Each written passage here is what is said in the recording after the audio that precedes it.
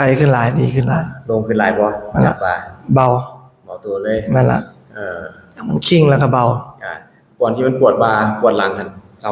ปวดเลยบ่เซาละเซาเลยล่ะเซาดีใจบ่กันดีใจ มื้อนี้สิมาพาเบิ่งเคสที่ว่าเพิ่นเจ็บบ่าเนาะเจ็บบ่าเจ็บคอนี่แล้วก็ลงไปหาทางด้านหลังเขาเรียกว่า Office Syndrome เนาะอาการเพิ่นสิเป็นจังได๋มาเบิ่งนำกันจ้ะมาสบายดีเจ้าสบายดีเป็นหยังเจ้าเจ็บปวดแถวบ่าไหล่ลงแถวคอแถวสันหลังเจ็บบ่าไหล่นี่เนาะคอนี่ก็ลงมาแถวสันหลังนี่เนาะทั้ง2ข้างเลยบ่2ข้างเป็นมาโดนปานใดล่ะเป็นมา 6-7 เดือนนั่นแหละ 6-7 เดือนเนาะแล้วมันเฮ็ดรบกวนการใช้ชีวิตคือจังได๋มันปวดมันเมื่อย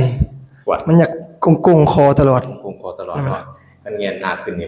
ปวดมันบ่ก็เฮ็ดให้นอนบ่หลับพร้อมบ่ปวดขึ้นบ่พร้อมมันบ่นั่นล่ะเจ็บหัวนึง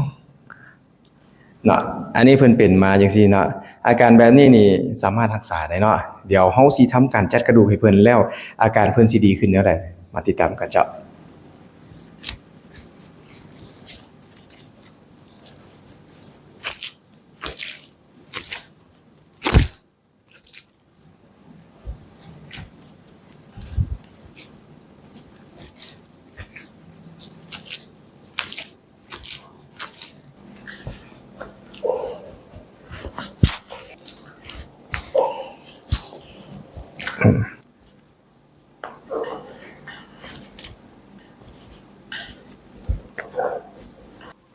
โอเคเด้อ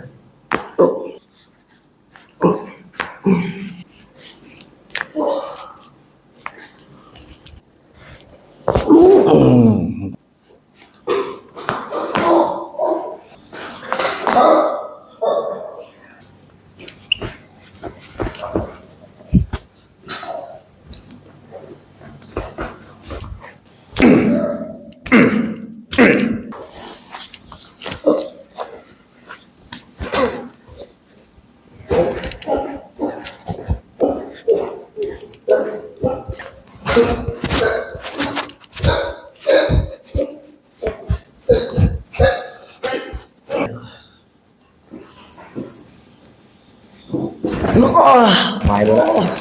อันนี้เด้เก่งว่ะเด้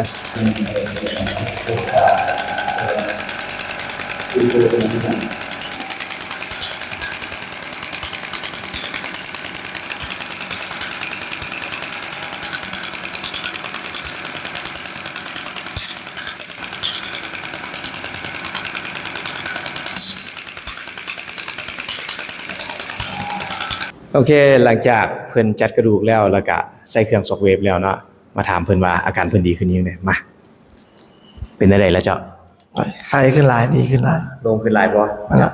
เบาตัวเลยแม่นล่ะมันคิงแล้วก็เบาก่อนที่มันปวดบ่าปวดหลังหั่นเซาปวดเลยบ่เซาละเซาเลยล่ะเซาดีใจบ่กันดีใจ นี่แหละเนาะเพิ่นเป็นOffice Syndrome หรือว่าปวดบ่าไหล่ลงหลังเนาะหรือว่าหลายคนเอิ้นว่าเอ็นเข้าเอื้องเนาะใครมีปัญหาแบบเพิ่นเนาะอยากจัดกระดูกแบบนี้สามารถติดต่อจองคิวเข้ามาได้จ้ะ